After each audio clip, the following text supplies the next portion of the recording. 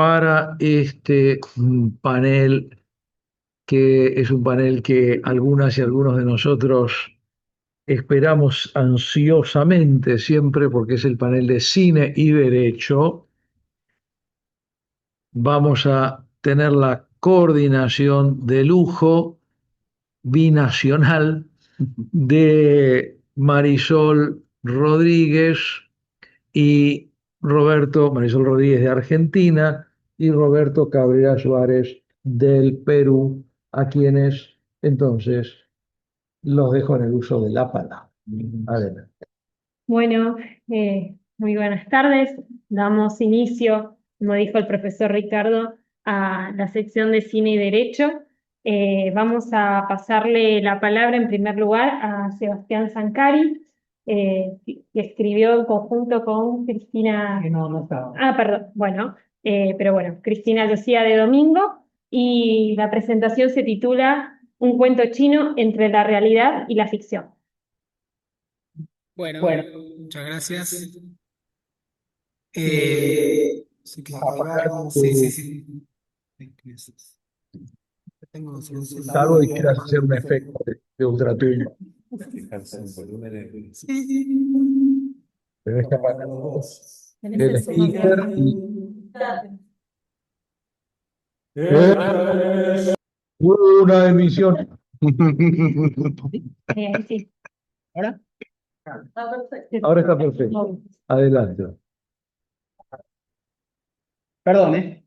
Bueno, eh, voy a hablar sobre una película argentina que se llama Un cuento chino, una película dirigida por Sebastián Bornstein y protagonizada por Ricardo Darín. Y la elegí porque tiene que ver con la barrera idiomática, digamos, la imposibilidad de una comunicación racional, que es de lo que estábamos hablando al principio del día de hoy, la racionalidad asociada con el derecho. Y bueno, la película, entiendo que muchos de ustedes ya la habrán visto, y si no, véanla porque es realmente muy, muy entretenida.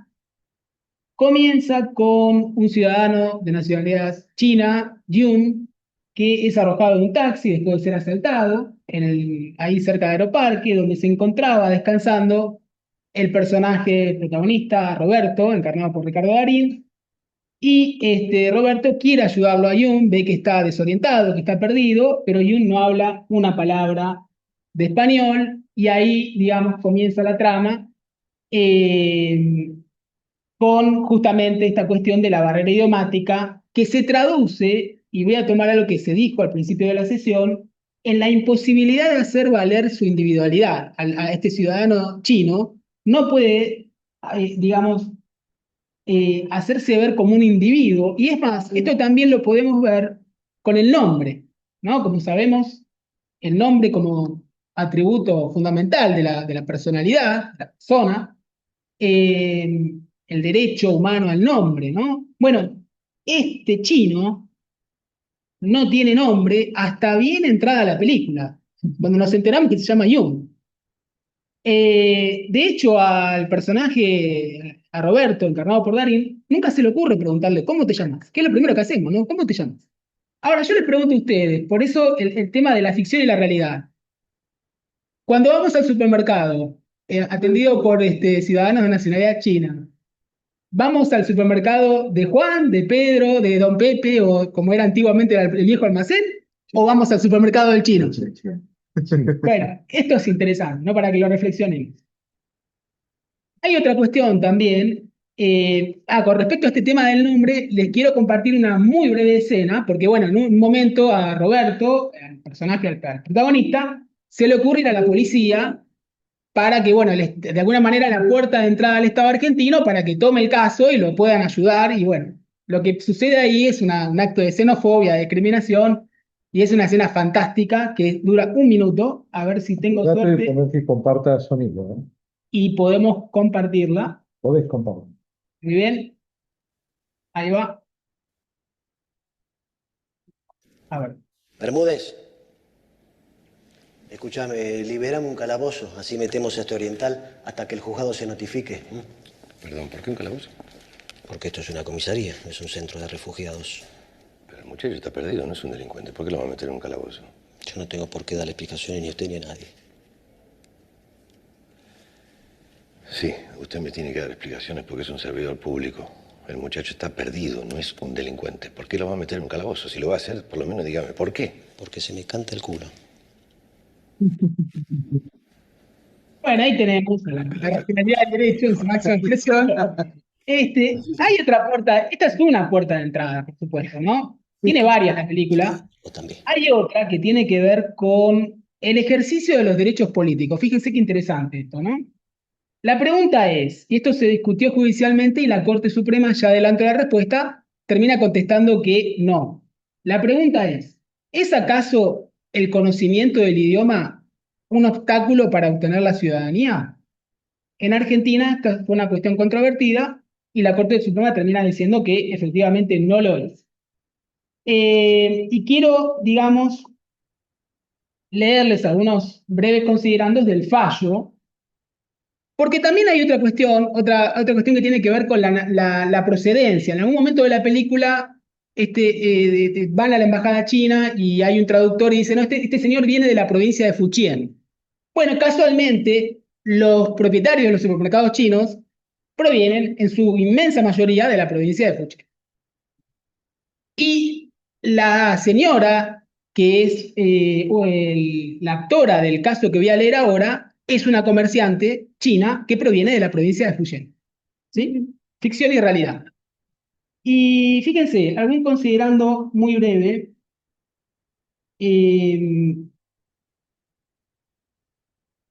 Segundito. Bueno, no lo tengo acá a mano, pero básicamente lo que la Corte Suprema dice es que el idioma no obsta al ejercicio de los derechos políticos. No es una condición sine qua non, dado el avance, justamente también hablamos de la tecnología, de los avances tecnológicos y demás, no es un obstáculo. Bueno, aquí queda planteada entonces la cuestión y les agradezco mucho la atención.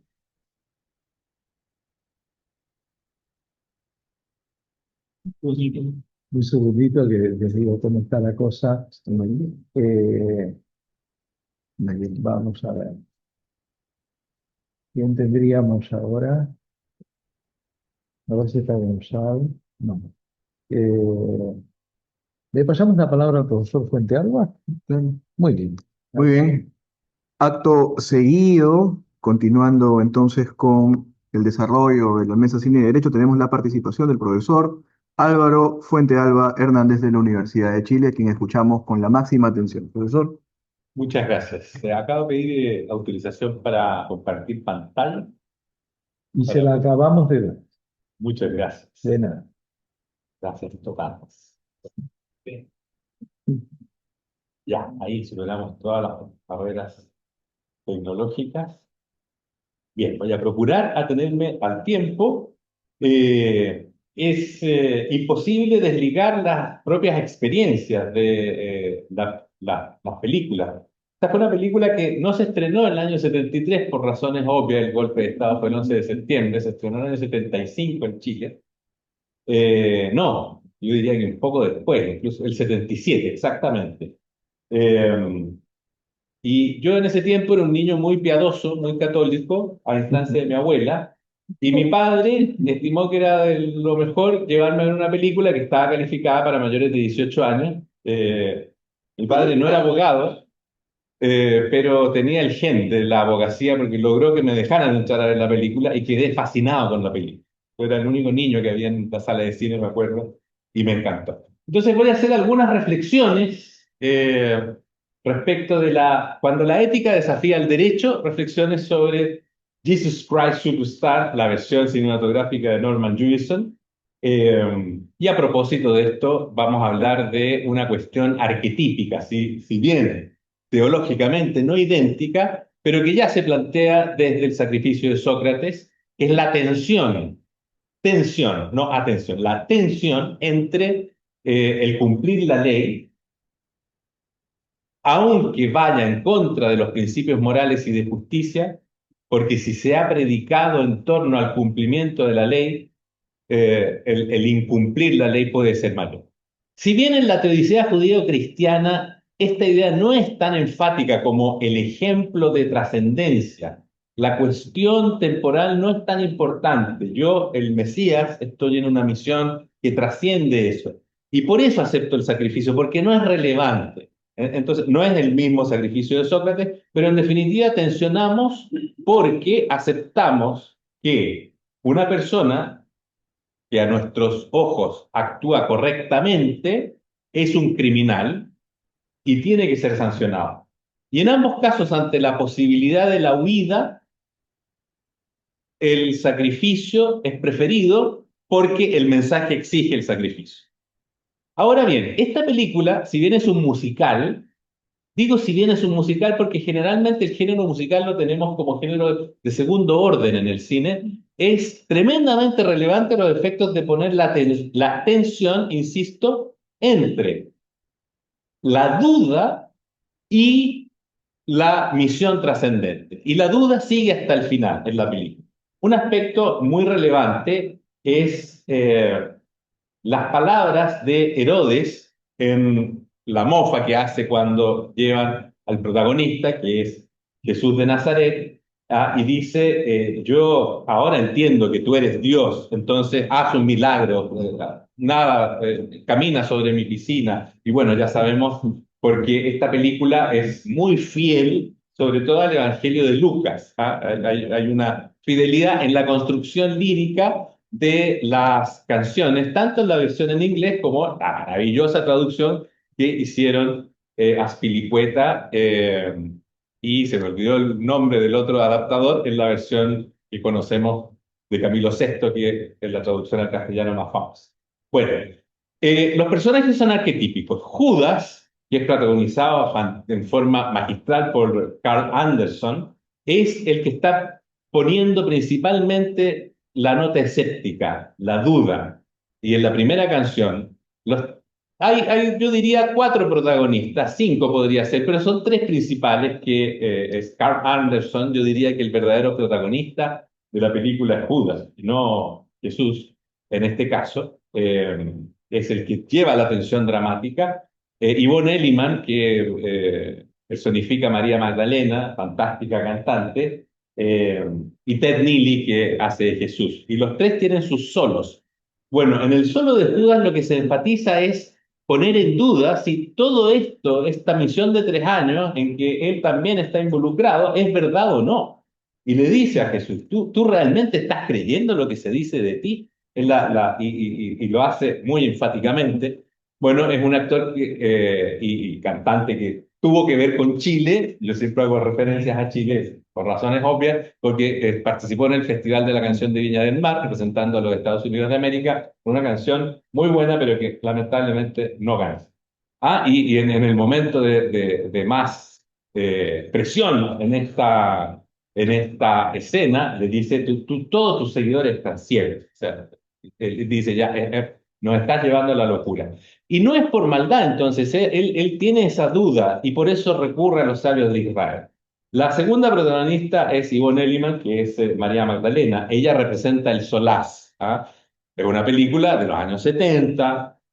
La mujer está en segundo plano, pero en un nivel protagónico de segundo plano. El rol de María Magdalena es proveer de la tranquilidad y la paz. Y hay una canción preciosa, que yo creo que es el sueño de todo amante, que su amante le cante esa canción mientras lo acaricia cuando duerme. Duerme bien, con el sueño podrás descansar, podrás olvidar, esa es la traducción que se hace. Pero el solo de Elliman es No sé cómo amarlo. Y aquí plantean, fue muy polémico en su tiempo, la Iglesia Católica finalmente a regañadientes autorizó esta película, pero tenía esta escena espantosa, está insinuando que Jesús de Nazaret era la pareja de María Magdalena, qué terrible. Y bueno, Judas tiene una escena muy tensa porque critica a María Magdalena en la tradición, que se ha cuestionado, pero en la tradición es una prostituta, y Judas le dice, ¿cómo estás predicando una forma de vida distinta y tú andas con prostitutas como es posible? Y él le responde, ¿quién eres tú para criticarme? Entonces se plantea el mensaje evangélico y en unas actuaciones fantásticas. ahí cuando les peta a esos Judas queda impresionado. Bueno, está la conspiración del Sanedrín, en una puesta en escena brillante, con rasgos. Los productores de esta película sabían algo porque justamente tienen la indumentaria, bueno, la indumentaria no es la misma, pero es la base de la indumentaria de los saduceos, que eran los miembros del Sanedrín, ¿verdad? En el pecho están las 12 piedras preciosas, que son las 12 tribus de Israel, que era el símbolo del sumo sacerdote en la época, de acuerdo a la tradición. Y la canción de Anás y Caifás, que es fantástica y tétrica, esa curiosamente, y no sé por qué, no se tradujo al castellano, no hay ninguna escena equivalente en la versión castellana, pero sí, bueno, la parte final es terrible porque están en la conspiración y dice, ¿estamos decididos? Sí, estamos decididos. Le responde Anás a Caifás. Bueno, entra Jesús y hay una parte muy interesante que también muestra esta dicotomía entre divinidad o humanidad. Justamente Ted Neely, muy buen actor, cuando le preguntan, oh Sanae, ¿tú morirías por mí? Y pone una cara así de duda. Esto ya se manifiesta en la tensión dramática cuando los ciegos, los cojos, los zuncos tratan de que los cure y él dice, ya no puedo más, ya no puedo curar a nadie, estoy exhausto. Y termina ya con la ofrenda de Simón el Celote de estas 50.000 personas que están dispuestas a derrocar el Imperio Romano, y él les contesta en esa canción fantástica, solo tenemos que morir. Todo se precipita en la acción. Bueno, es una historia que todos hemos nacido en la cultura judeo-cristiana, sabemos, el acto de traición y la duda en el huerto de Getsemaní, el solo de Ted Neely, que es fantástico.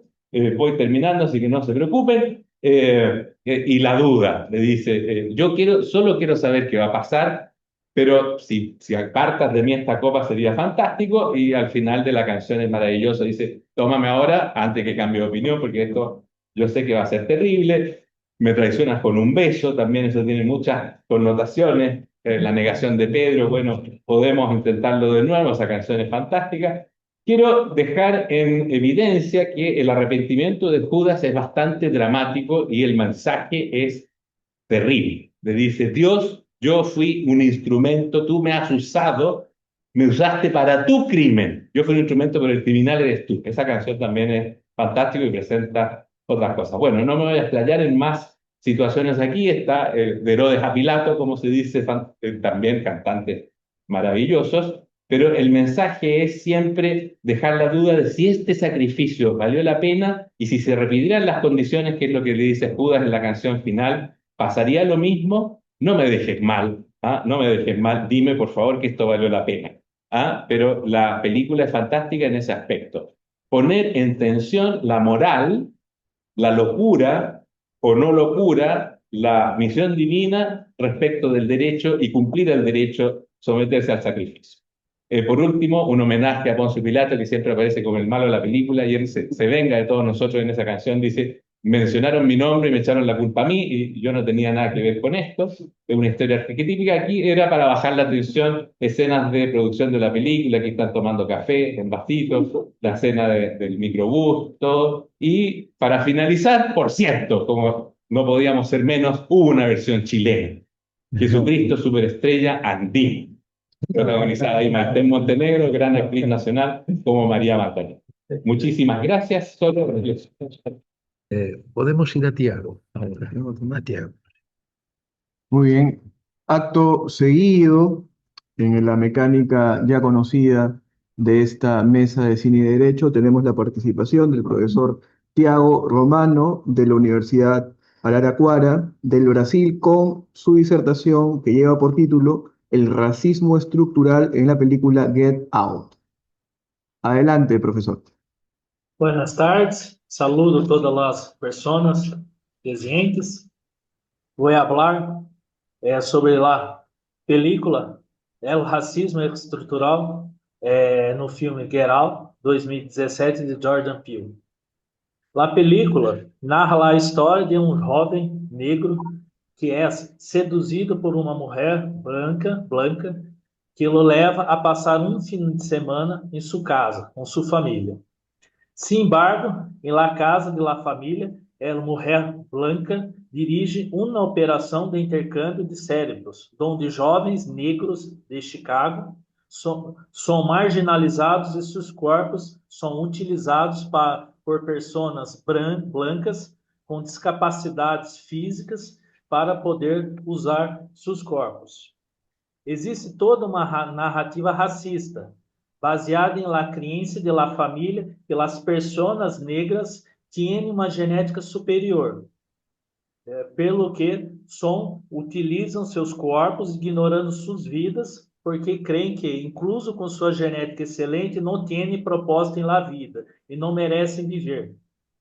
As cenas estão cheias de manifestações de racismo estrutural que reforçam a ideia de que as pessoas negras são geneticamente superiores em suas constituições físicas e que, por isso, as pessoas brancas utilizam seus corpos.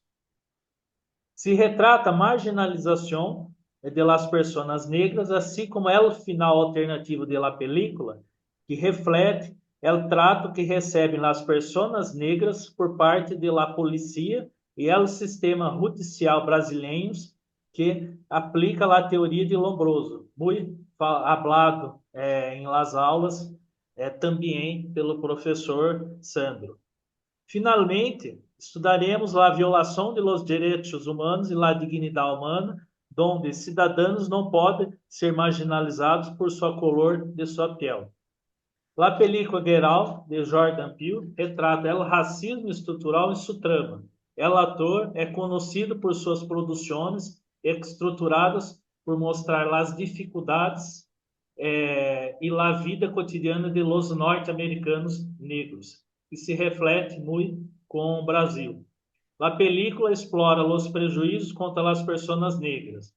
O protagonista, Chris, inicia uma relação com sua hermosa jovem branca e, depois de um tempo, ela o convida para passar um final de semana com seus padres em sua propriedade.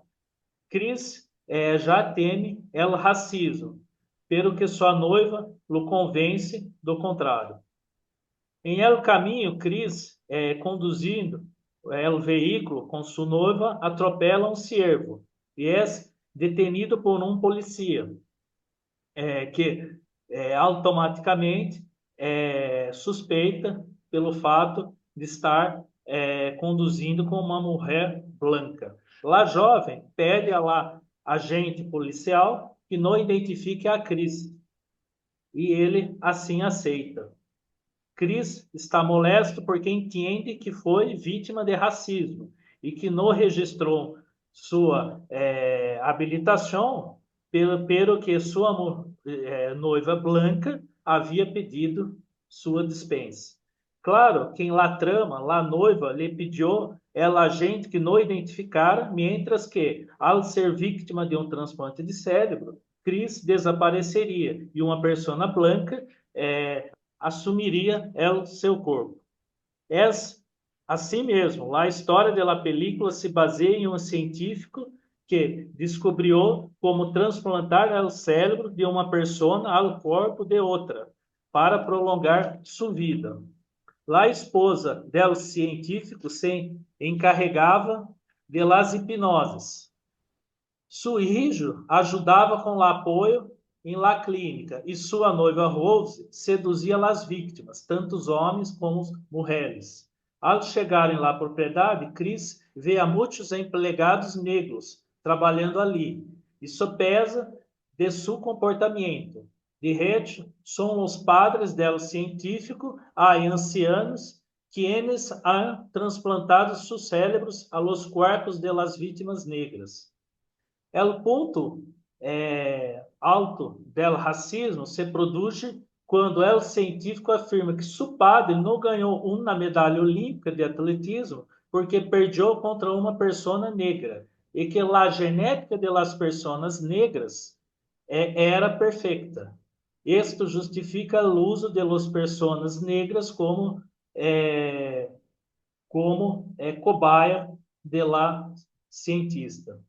A mensagem que transmite é que as sociedades desprecia as pessoas negras, pero necessita de suas qualidades físicas, tal como ocorreu na escravidão para trabalho forçado. Agora volveríamos a la tener escravidão física, pero para imortalizar el alma e cérebro de las personas blancas. Se subasta el corpo de Cris em la propriedade, todos querem vê-lo. Há episódio em que homem negro trata a Cris com grande formalidade. E mais adelante, temos lá a fantástica cena em que lá que, com um destello de luz, o conejilho de índias logo libertas de la hipnose e parte de seu cérebro volve a controlar o corpo, donde ele grita a Cris, o nome del arquivo, Jet, querendo advertir-lhe que ele será a próxima vítima. Em la entrevista com el ganhador de leilão, el homem branco, ciego, diz a Cris que ele não se importa de ser negro e que pagaria esse preço de ser negro para poder volver a enxergar. A la final da película, el amigo de Cris o salva e regressam para casa. Final alternativo, cuja versão aparece em vários sítios da web, mostra que em lugar de el amigo de Cris se presente em propriedade depois de que este assassinara a toda a família, polícia, quem chega em uma patrulha e prende a Cris. Mais adelante, em uma cena, mostra solamente pessoas negras em la zona de visita de la prisão. E Cris sabe que por ser negro e pobre, não podrás jamais demonstrar sua inocência. Caminha por um pasillo branco com polícia branco rasta sua cela. Esse ponto podemos observar como a polícia e o sistema judicial tratam as pessoas negras, sempre culpando-las e condenando-las por delitos simplesmente por serem negras. Se aplica a teoria arcaica de Lombroso, segundo a qual, através de um atributo físico, sua color de piel negra, a sociedade considera uma pessoa negra como delinquente, marginal e perigosa, por lo sempre que se considera el ator de um delito. Como paradigma de investigação, citamos uma sentença dictada em primeira instância que declarou que o acusado era culpado por ser negro, em Brasil. Mais precisamente que o acusado era culpável por sua raça e sua condição socioeconômica. É julgado do Tribunal de Justiça do Estado do Paraná, Brasil. Rapidamente, o cidadão foi acusado de pertencer à organização criminosa e de cometer roubos e foi condenado a 14 anos e 2 meses de prisão. A decisão se entendeu 19 de junho de 2020. Em el texto, o informe acusa ao homem de cometer os delitos por ser negro. Não se sabe nada sobre sua conduta social. Se duda como membro do grupo criminal devido à sua raça, actuação com extrema discrição ao cometer os delitos e seu comportamento junto com el de los demás causou mal-estar e desesperação em la probação, lo qual deve ser valorado negativamente. Em outro de los passagens, el informe repete a mesma afirmação ao citar ao acusado. Não se sabe nada sobre sua conduta social. Seguramente, membro do grupo criminal devido à sua raça. Profesor, Además, 2 minutos y cerramos, por favor. Gracias. sí. Además, del acusado mencionou anteriormente outras pessoas foram julgadas e condenadas em mesmo caso. Através da análise dos extractos da sentença mencionada, cabe mencionar a teoria de César Lombroso, que considera precisamente os aspectos físicos para caracterizar um cidadão como delinquente. Graças.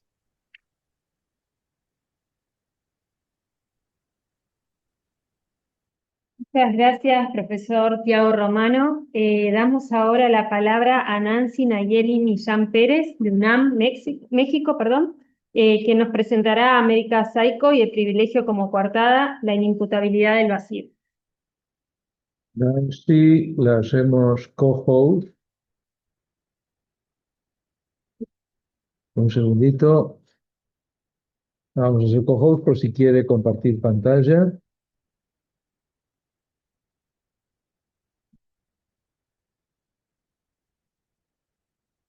Adelante. Perdón. Muy buenos días, muy buenas tardes, estimada audiencia, tanto pública como, bueno, presente como en este caso de carácter digital. Muy buenos días a todos mis estimados colegas. Me voy a permitir compartirles estas diapositivas rapidísimo, permítanme. Y pues sí, en esta ocasión vamos a hablar de American Psycho, el privilegio como coartada, la inimputabilidad del vacío. Pues vamos a abordar rápidamente estos temas que están viendo en pantalla. Ahorita los voy a ir explicando uno por uno. Y bueno, les comento, el año pasado tuve la oportunidad de hablar en este espacio de un anime llamado Do Your Eternity, que básicamente analizaba la dignidad de las personas y en general de los seres sintientes, mediante la construcción, en este caso, bueno, mediante el sufrimiento y mediante, en este caso, de la construcción del ser humano por medio de una identidad o de una entidad llamada Inmo que aprendía a ser un ser humano en el camino. Pero en esta ocasión les vengo a hablar justamente de lo contrario, de la destrucción total del sujeto, ya que vamos a analizar a Patrick Bateman, que es un hombre que biológicamente pues lo vemos como un ser humano, pero jurídica y espiritualmente pues es una cáscara vacía. Entonces, por un lado, aquí del lado izquierdo en la pantalla tenemos a alguien que buscaba ser humano y por otro lado tenemos a un cascarón de un ser humano. Y es aquí cuando vamos a observar cómo se da un contraste de la dignidad frente al vacío, ya que vamos a abordar bueno, a grandes rasgos estas preguntas. Número uno, ¿cómo es posible que el derecho juzgue a alguien que cumple con todas las normas sociales de éxito, superficialmente, claro está, pero que no existe por dentro? Y por otro lado, ¿cómo es posible que nuestro protagonista, Patrick Bateman, sea un psicópata que podría, para efectos prácticos, ser inimputable, reitero, en la práctica? ¿O es que acaso él es el hijo lógico de un sistema enfermo?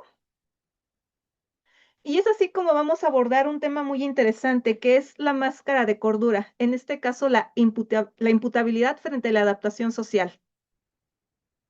Y bueno, así a muy grandes rasgos me gustaría aquí hablar de tres grandes puntos. Por un lado tenemos lo que es el diagnóstico jurídico, ya que nuestro protagonista, creo que aquí la mayoría hemos visto esta película de American Psycho, observamos a Patrick Bateman, en este caso como un yuppie, como una persona privilegiada, acomodada, hegemónicamente atractivo, que lo tiene técnicamente todo en la vida resuelto, pero por lo tanto, él sería plenamente imputable, ya que tiene en este caso la capacidad de comprender lo criminal y por ende lo delictivo de sus actos y dirigirlos. En este caso tiene el dolo. Él planifica, ejecuta, limpia la escena, crea coartadas, en fin, ¿no? De hecho, lo vemos su escenario, todo su arsenal que tiene en la cocina. Entonces, aquí no hay un delirio, aquí hay hiperracionalidad. Ese sería, por un lado, digamos que lo jurídico. Pero aquí es cuando vamos a entrar a los postulados de Herbert Clerke, perdón, y él llamaba a esta cuestión la máscara de cordura, ya que el sistema penal, pues por un lado busca aquel desorden visible, ya tangible, pero aquí observamos cómo es que Patrick Bateman usa en este caso su éxito y su estética, ese llamado efecto halo, pues como una especie de camuflaje ante la ley, porque pues como, perdón que lo diga de esta manera tan simple, ¿no? Como lo ven como alguien que ya tiene todo resuelto en la vida, pues él no es capaz de hacer nada malo, al menos en apariencia. Entonces esto causa una simulación perfecta de la normalidad. Pero por otro lado, ¿cuál es el resultado? Pues que el derecho en este caso está fallando en la práctica al juzgar a un monstruo narcisista, porque él va a seguir en apariencia y solo en apariencia las normas mejor que un juez. Pero entonces es como observamos que en la práctica, Patrick Bateman no va a ser una persona inadaptada, sino va a ser de hecho alguien que está sobreadaptado a este sistema capitalista. Y en el caso de la película, al sistema capitalista de los años 80, en Estados Unidos, claro está. Y es así como vamos a llegar a este punto, que es la crisis de identidad o el error en la persona. Porque aquí observamos claramente a estos dos personajes. Por un lado tenemos a Paul Allen y por otro lado tenemos a Patrick Bateman. Y bueno, aquí observamos que Patrick Bateman pues tiene una enorme crisis porque pues si se fijan, hay una escena icónica en esta película en donde observamos, perdón que ocupe este término, pero observamos como una especie de competencia fálica mediante las tarjetas de presentación. ¿Por qué? Porque en este caso ellos viven en un mundo corporativo voraz. En este caso, ellos viven en este lugar donde la identidad se va reduciendo pues al tipo de tarjeta de presentación, a qué marca de ropa vistes y en dónde cenas, si logras conseguir en este caso una reservación en Dorcia. Y pues como todos se ven prácticamente iguales porque todos viven en un mundo de apariencias, pues a lo largo de la cinta se observa cómo se va creando una impunidad de carácter sistémica, porque prácticamente todos se ven iguales, aunque tienen como que ciertos modelos a seguir. En este caso, pues lo observamos con Paul Allen, que todos le envidian el tamaño, el color, la textura de la tarjeta, ¿no? Y es así como observamos que para efectos prácticos el sujeto del derecho se va disolviendo en la masa práctica. ¿Por qué? Porque el delito se va a volver anónimo porque todos se ven prácticamente iguales y eso se observa a lo largo de la cinta. Es decir, aquí la individualidad se disuelve. Y es por ello que ya para ir, digamos, finalizando, vamos a ver cómo es que en este caso hay un estatus muy privilegiado como un fuero de facto y existe por ende una negación de la realidad. Y por ello vamos a abordar cómo es que la confesión resulta ineficaz y por ende hay una ceguera de carácter selectivo. Y yo quiero que por unos momentos se detengan a ver esta imagen, que es yo creo que la escena, ahora sí que el clímax o el corazón de esta película. ¿Por qué? Porque Patrick Bateman le habla a su abogado, le confiesa todo lo que hizo, ¿y qué es lo que hace su abogado? Se empieza a reír de él, no le cree y hasta lo trata pues de desmentir, ¿no? Entonces es aquí cuando observamos este punto, que es, por un lado tenemos de frente la confesión y por otro lado tenemos el prejuicio de la clase, ya que existe una confesión de carácter expreso. Patrick Bateman le acaba de decir en este caso a su abogado, oye, ¿sabes qué? He matado a mucha gente, hice esto, hice aquello, etcétera. Y pues sí, existe una autoinculpación voluntaria válida y espontánea que en sí debería de activar el sistema penal. Pero ¿qué es lo que pasa? Que el propio sistema, el propio entorno, el propio contexto en el que vive Patrick Bateman lo protege. Y entonces, ¿qué hace el abogado? Él no va a hablar a la policía y de hecho hasta se ríe de su cliente, le argumenta que incluso había visto y había cenado con Paul Allen en Londres 10 días antes. Entonces, pues esa supuesta verdad social de la cena, entre comillas, va a anular la verdad material que él en este caso asesinó a Paul Allen por la indiferencia social de su entramado. Y esto nos lleva como resultado al hecho de que el estatus va a servir como una coartada para efectos prácticos, ya que se va validando una presunción de inocencia absoluta que solamente está basado pues en la clase social de Bateman. En este caso, para efectos prácticos, un vicepresidente de X empresa, pues no puede ser un asesino serial y por ende no puede ser delincuente un yuppie. Ya para ir concluyendo, es como observamos en este caso cómo se va materializando la tiranía de la estética narcisista, ya que pues la película en sí no tiene ningún clásico final feliz, ni un castigo, pues no hay nada. Y de hecho, el terror de esta película justamente radica en el hecho de que el sistema jurídico permite justamente para efectos prácticos que Patrick Bateman siga libre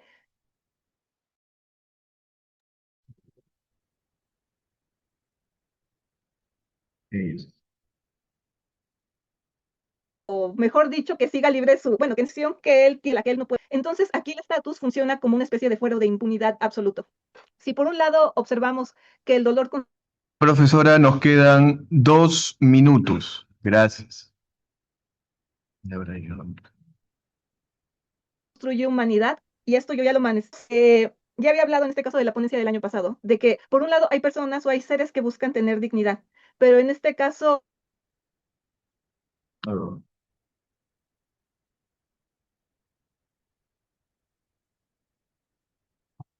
él la perdió ya con sus actos, no la trabajó. Tengo un man y Emil por si gustan ver contenido, pues justamente relacionado con el derecho, la cultura pop y demás chucherías. Y bueno, pues les agradezco a todos por su amable atención y pues ahora sí que me despido porque voy a ir a regresar unos videos. Muchas gracias a todos. Mm. Muchas gracias a usted, profesora. Vamos a continuar las exposiciones de la tarde con la participación de la profesora Yanela Marilyn Vega de la Universidad de Buenos Aires, Argentina, con el tema La estigmatización de las brujas a través del cine. La escuchamos, profesora, con mucha atención. Un segundito que la ubico y la hacemos co-host para que pueda compartir la pantalla. Eh, vale, ya está, listo.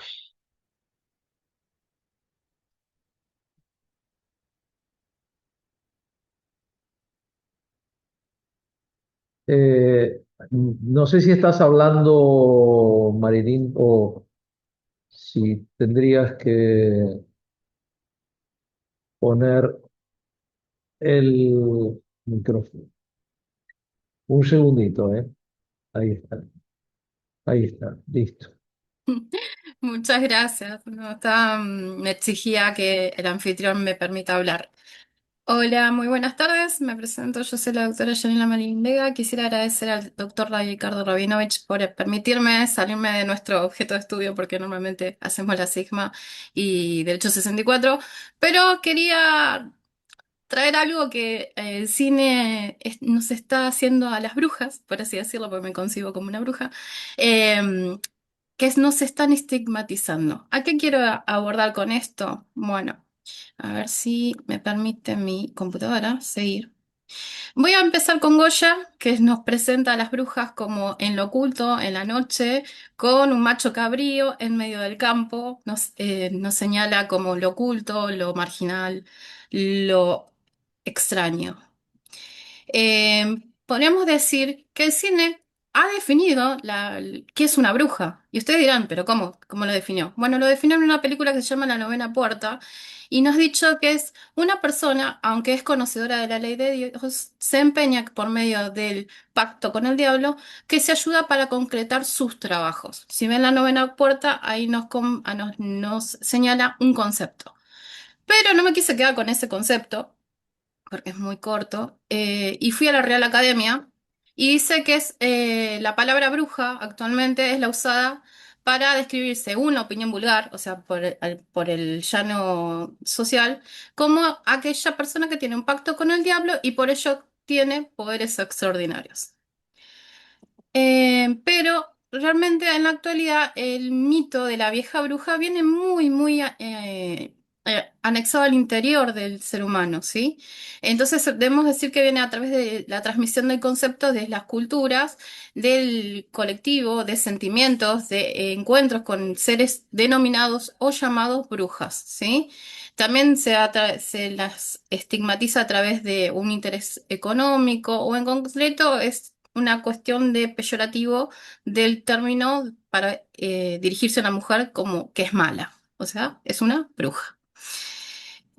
El cine, por su parte, nos ha abierto las puertas de las brujas y dice que podemos encontrar cuatro tipos de situaciones. Podemos decir que tenemos su caracterización del concepto de bruja de lo histórico, o sea, la representación de, por ejemplo, las casas de brujas a través de Salem, a través de la cuestión del Malleus Maleficarium. Tenemos ese concepto, ¿sí?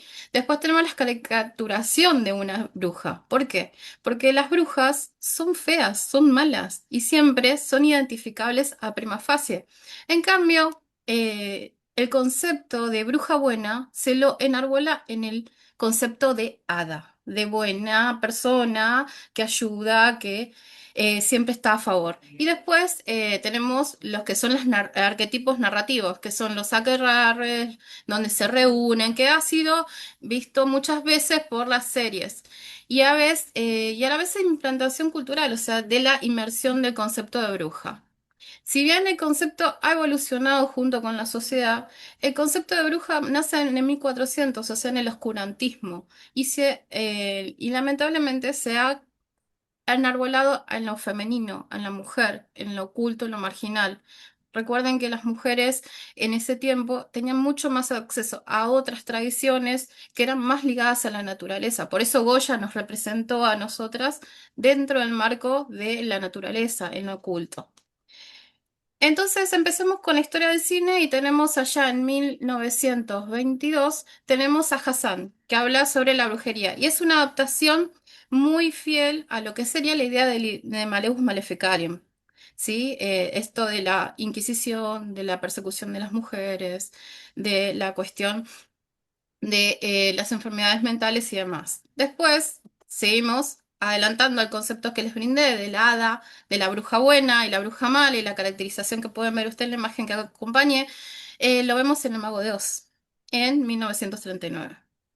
Por otro lado, aparece Dice Irae, que es se da dentro del contexto de la casa de brujas para allá en Alemania, nazi, y es en Dinamarca donde está situado. Y también nos hablan del sacrificio que muchas veces las mujeres hicieron en pos de salvar a sus familiares de una muerte segura. Después tenemos La Máscara del Demonio, que es de 1960. También habla sobre la resurrección de una bruja y un vampiro, o sea, siempre vinculado a lo sobrenatural, de la brujería y la interacción entre el hombre y la mujer dentro del ocultismo. Y después tenemos, ya llegando más a los 90, empiezan a amigarse con el concepto de que la bruja podía ser hasta divertida. Recuerdan que existen las series como Bewitched, que es de Hechizada, que es de 1956, y ahí se nos muestra que una bruja puede convivir en sociedad sin maltratar a otro. También las brujas de Eastwick también está hablando del planteamiento del deseo de la mujer del hombre perfecto, lo cual va a aparecer espontáneamente un hombre encarnado en Jack Nicholson que va a ser el hombre que tres mujeres desean para ser felices. Después, acá esta no la tengo muy clara porque si bien habla de una narrativa de un bosque y que hay una familia y la cuestión esta del conocimiento del ocultismo, y es protagonizado por Bjork, es siempre el mismo contexto, la brujería vinculada a la naturaleza. Y después tenemos la maldición de las brujas, que como les dije, ya viene más hermanado con el concepto de que la bruja no puede, también puede ser divertida y puede ser comedia. También acá tenemos un sentido del humor oscuro, ¿sí? Después seguimos con el crisol. El crisol ya está más con una cuestión con el género histórico, porque va a ir vinculado, si bien va a tener una narrativa entre lo fantástico y lo fáctico, tenemos que están sobre los juicios de las brujas de Salem. Y no solamente hablamos de la cuestión de la mujer estigmatizada como bruja, sino también en la histeria colectiva y cómo la simple señalamiento hace que la población prefiera enjuiciar a una persona antes de tomar las medidas como entender y comprender qué está pasando en ese contexto. Bueno, de los 90 es icónica Las jóvenes brujas o The Craft. También hablan sobre la brujería, el aprendizaje, el conocer y marcan un concepto nuevo que hablan que la magia es una cuestión que va en el corazón de la bruja que quiera practicarlo. Si es bueno o es malo, la magia es neutra. Las invito a que lo vean porque es muy bonita. Después, el primero, y es icónico en esto porque comenzó el género de found footage, que es encontrar videos y todo esto de la exploración urbana. Tenemos el proyecto de la Bruja de Blair, que también está dado en el concepto del 2000, casi pues el 99, no había internet, entonces fue como todo un boom el descubrimiento si era o cierto o no ese documental, que había una bruja que se llevaba a los jóvenes y los comía en su cabaña. Después tenemos, que la pueden ver en Netflix, está La Bruja, de Robert Eggers, que está también ambientada en el siglo XVII, o sea, tenemos un retroceso temporal, y también habla de cuando la familia estigmatiza a un miembro de la familia por ser en apariencia encontrada haciendo prácticas de bruja. Después, The Love Witch es muy hermosa porque hay una cuestión retro, Ahora nos quedan 2 minutos. Muchas gracias. un retroceso del cine de 1960 por su estética y también es qué pasa cuando una bruja se enloquece por amor y hace lo que sea por este. Y bueno, Aquelarre también va a estar ambientada en la cuestión de cómo funciona los brujos y su comunidad. Por su parte, Disney también ha caído en esta cuestión de la estigmatización. Disney no es ajeno. Tenemos a Blancanieves en Las Siete Enanitos, que ahí nos presenta una bruja que puede ser bella, pero oscura en su decisión de obtener belleza eterna. Tenemos a Maléfica, que tenemos las dos versiones, la de 1959, la cual fue Maléfica del lado derecho, que se ve oscura, que está en venganza, y Maléfica del 2009, que tenemos, que es una hada que ha sido lastimada y está justificada su maldad. Abracadabra también será una explicación también de las brujas que también traspasan el tiempo y son salvadas de una, en cierta manera, de una cacería. Y por último, aunque nunca muy olvidada, Úrsula también es una bruja del mar que también ha sido desterrada de un reino, que también tiene su justificación de por qué es mala. Muchísimas gracias por su tiempo. Visiten y conozcan a las brujas porque existen también en el siglo XXI. Muchísimas gracias. Vamos a hacer el cambio para la mesa, ¿te parece? Bueno, muchísimas gracias. Eh, Como descendiente por el lado de mi padre, de una larga línea de brujas europeas, te agradezco la reivindicación de las brujas.